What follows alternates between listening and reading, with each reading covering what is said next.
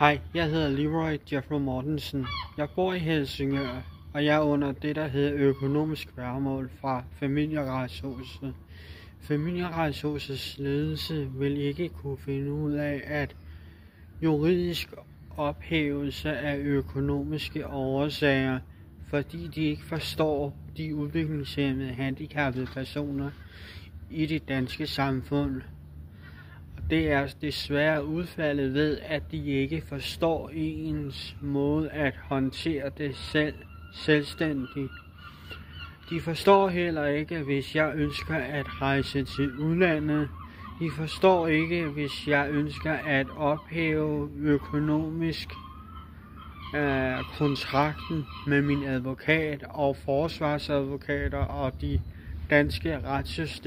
danske retssystem forstår jo heller ikke rigtig noget af det, man har forklaret igennem de 22 år, det har varet. Gennemsnitligt så vil det så svare lidt til, at de går bare og venter på, at vedkommende ikke eksisterer mere.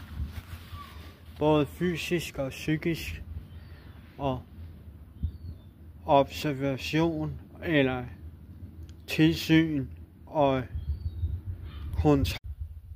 Hej, jeg hedder Leroy Jeffrey Mortensen. Jeg bor i Helsingør. I 2007 blev jeg første gang økonomisk umyndiggjort, og lige siden har der været ret så mange problemer med Familieretshusets sagsbehandling og de forskellige afgørelser.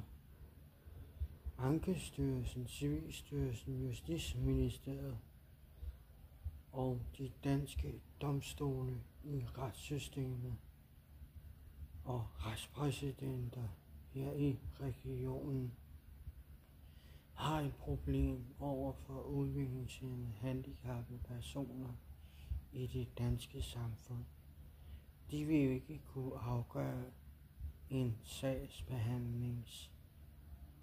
Det vil tage alt for lang tid med sagsbehandling og de juridiske rådgivere i de forskellige afdelinger i regionerne og i Familieretshuset, Ankestyrelsen, Civilstyrelsen og de danske domstole får det svært, fordi de ikke ville kunne bevise over for udviklingshæmmede handicappede personer,